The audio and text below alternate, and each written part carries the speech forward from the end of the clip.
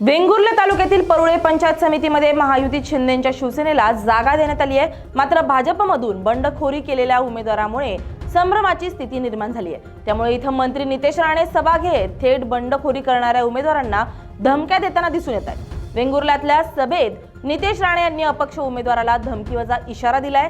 ज्या निवडणुकीचे नेतृत्व नारायण राणे करतात तिथे संभ्रम कधीच नसतो।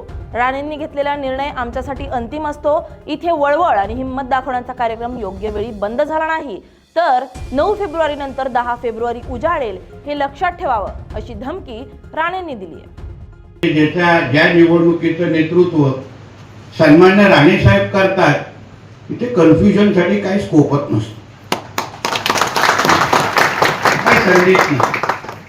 तर आमच्याकडे सन्मान्य राणे साहेबांनी सांगितलेला निर्णय, घेतलेला निर्णय आमच्यासाठी अंतिम असतो आणि तो निर्णय बदलण्याचा अधिकार आम्ही कोणालाच दिलेला नाही। आणि म्हणून इथे जे काही थोडी वळवळ सुरू आहे, इथे जी काय थोडी हिंमत दाखवण्याचा कार्यक्रम सुरू आहे, तो योग्य वेळी अगर बंद झाला नाही तर 9 तारखेनंतर 10 तारीख उजाडेल हे काही लोकांनी लक्षात ठेवा।